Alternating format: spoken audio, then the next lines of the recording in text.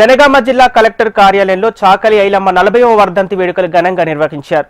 జిల్లా కలెక్టర్ రిజ్వాన్ బాషా షేక్ ఐలమ్మ చిత్రపటానికి పూలమాల వేసి నివాళులర్పించారు. ఐలమ్మ స్ఫూర్తిగా జిల్లాను అభివృద్ధి పదంలో ముందు ఉంచుదామని కలెక్టర్ అన్నారు. ఐలమ్మ ఫోటోతో డాక్యుమెంటరీ తీయిస్తామని జిల్లా కలెక్టర్ తెలిపారు. ఈ కార్యక్రమానికి ముఖ్య అతిథిగా చాకలి ఐలమ్మ ముని మనవరాలు స్వాతి హాజరయ్యారు. 2 తెలుగు రాష్ట్రాల్లో కాకుండా దేశవ్యాప్తంగా చాకలి ఐలమ్మకు మంచి ఆదరణ లభిస్తుందని స్వాతి తెలిపారు. ఐలమ్మ పేరు మీద కేంద్ర ప్రభుత్వం ఒక స్టాంపును విడుదల చేసిందన్నారు. ఇక రాష్ట్ర ప్రభుత్వం ఐలమ్మ పేరు మీద ఒక యూనివర్సిటీని పెట్టడం చాలా సంతోషంగా ఉందని స్వాతి తెలిపారు.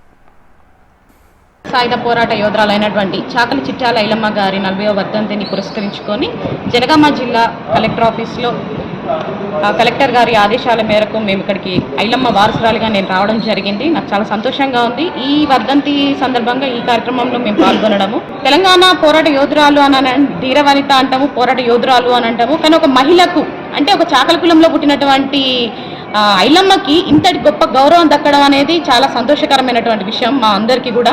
ఒక ఐలమ్మ తెలంగాణకే పరిమితం కాకుండా 2 రాష్ట్రాల్లో, తెలుగు రాష్ట్రాలలో, అటు దేశవ్యాప్తంగా, ప్రపంచవ్యాప్తంగా కూడా పేరు పొందుతుంది. జపాన్, రష్యా దేశాలలో కూడా అమ్మ యొక్క పేరు మీద మన గ్రంథాలయాలు బంగారు అక్షరాలతోటి ఏర్పరుస్తున్నారు. అలాగే మన కేంద్ర ప్రభుత్వం కూడా ఒక స్టాంప్ రిలీజ్ చేసింది. అది కూడా మా పాలకుర్తిలోనే ఏర్పాటు చేయడం మాకు చాలా సంతోషం.